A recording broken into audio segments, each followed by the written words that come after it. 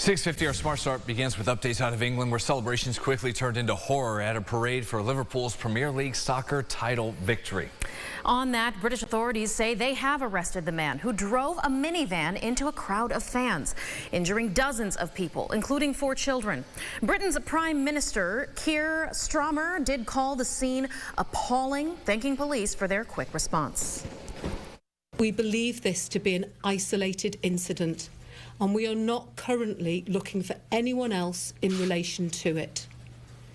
The incident is not being treated as terrorism.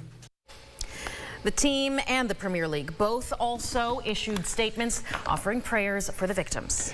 In more headlines out of Rochester, charges are pending for the young man taken into custody after police say he intentionally ran over people in a hit and run. That scene just after 6 p.m. Monday on Denice Road. Officers say the driver and 2 people walking in that area were arguing when the driver hit the pair and took off.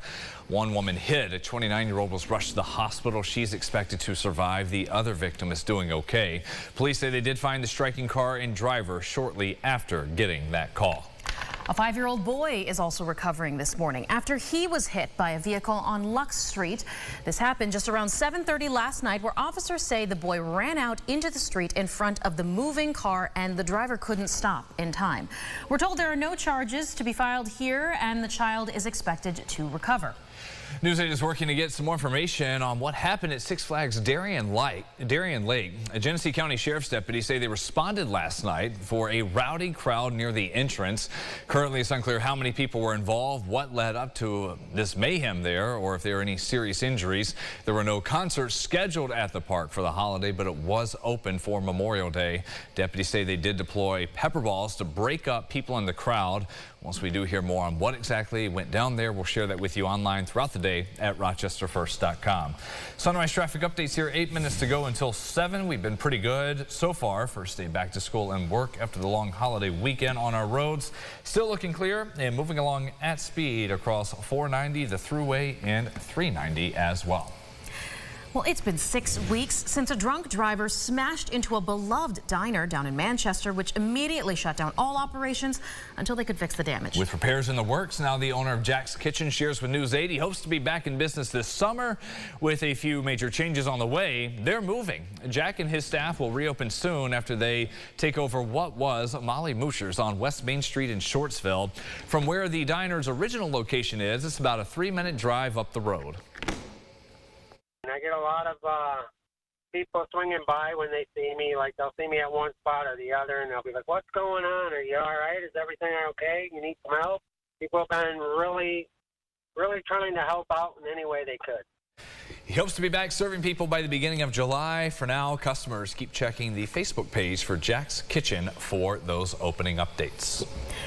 New this morning, you may be really not looking forward to that awkward sunscreen shuffle as the weather gets warmer. We have to protect our skin, but you don't want to pull a muscle or maybe ask for help on that one. And then the spray doesn't get it all either. That's true. One woman from our area said, "Enough with all this. Let's make something to solve the problem." And she did that. Ron Spitzer is live with her this morning as she's finding new places to sell. Yep, and guys, I think the first thing we need to do here is understand how to use this product. We're here with Kathy D'Alfonso, the creator of this. So I got one. What do I do? So you just take the lotion, and whatever lotion you want to use, and you just pour the lotion right on. And the lotion sits right on top, and then just right over your shoulders, your mid back, your lower back, and you can do your feet with this. Wash, dry, and reuse the mitts.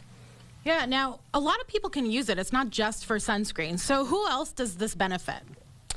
A lot of people with shoulder injuries that are having PT, people who live alone, anybody with arthritis, this just helps so much because of the angle that was created with this. It's so easy to reach right over your shoulders, your mid-back, whether you're sitting or standing. This just makes a great applicator for anybody of any age. But that's not necessarily the reason you created it. Can you take us a little bit on your melanoma journey and how you came to this? Right. Well, I wanted to be able to have something for myself that I was able to put sunscreen on my back at any time. And again, with having the angle, it just makes it so easy to reach all these areas. And it just makes such a great product, and it's very lightweight. And that's why I created this. Absolutely incredible and inspiring story. And look, entrepreneurship came out of it, and lots of great things. Thank you so much for your time this morning, Kathy. Glad we learned so much from you. Guys, for now, I'm tossing it back to you. Ron, thanks. Another thing, it's not on your hands, have to worry about the sand being stuck there either. That's a great point. Yeah, they say the best inventions find whatever problem, a small problem, something people find irritating, and then fix it. Yeah, and you can reuse the cloths, which is kind of nice as well. Yes, eco-friendly, I'd think. A little sustainable there. We've got plenty of sun this morning. Clouds do increase as we get into the afternoon, and temperatures right around average. We'll go low to mid-70s for most. A little bit of lake breeze keeps those north of 104 on the cooler side. And then notice how warm it is overnight and then into tomorrow morning, mid-50s. That's a little bit more comfortable going into your Wednesday. But we've also got rain to talk about, likely into the afternoon, overnight, and then early Thursday there. Some quiet time, some dry time Thursday late, and then into Friday. And then, no surprise here, some rain coming in by the weekend. Come on.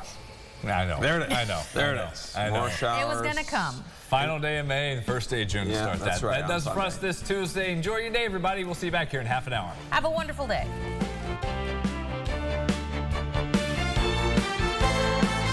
Follow News 8 wherever you are on RochesterFirst.com, Facebook, X, and on our app for news and weather.